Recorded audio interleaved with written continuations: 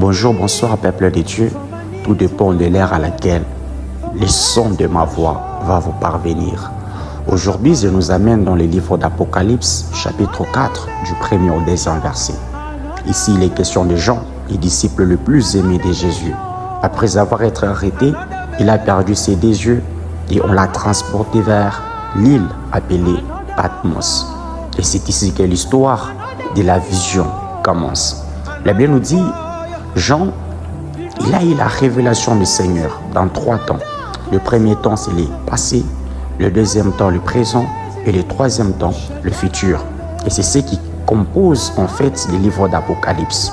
Là-bas, il n'y a pas mon problème. Alors, qu'est-ce que je voulais nous parler dans ces 2 versets? La Bible dit, parmi toutes les visions que Jean a eu à voir, arrivé à un certain moment, Jean voit un ange venir auprès de lui dans sa vision.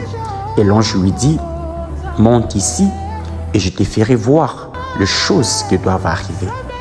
Bien-aimé dans le Seigneur, dans cette séquence, j'ai commencé à me poser 1001 questions, de comprendre le pourquoi l'ange n'a pas tenu à la main Jean et l'a mené dans les hauteurs et commençait à lui faire voir les choses qu'il devait voir. Mais l'ange lui dit, monte ici et je te ferai voir. Il y a 2 choses qui se passent. La première des choses, c'est que l'ange est en train de faire comprendre à Jean que l'affaire de la montée te concerne toi, Jean. Mais l'affaire de te faire voir les choses qui doivent arriver me concerne moi, l'ange. Et la deuxième des choses, c'est que l'ange est en train de dire à Jean, si tu ne montes pas, il est impossible de voir ce qui doit arriver. Alors ici, bien-aimés dans le Seigneur, je voulais nous faire comprendre une chose. C'est que toi aussi, tu as besoin de voir des mystères. Tu as besoin peut-être de commencer à prophétiser. Tu as besoin peut-être d'accomplir des miracles. Tu as besoin à ce que le Seigneur t'utilise puissamment. Laisse-moi te dire, l'affaire de la montée te concerne toi. Regardez, quand nous descendons dans le verset 2, la Bible dit, le Saint-Esprit a ravi Jean vers les auteurs.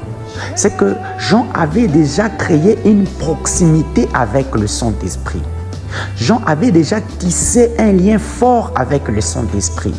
Et le Saint-Esprit s'est transformé en un ascenseur qui a amené Jean dans les hauteurs. Je viens te dire, bien-aimé dans le Seigneur, c'est ce que tu créeras comme intimité avec le Saint-Esprit qui s'échangera à un ascenseur pour t'amener dans les hauteurs, question que tu commences à espérer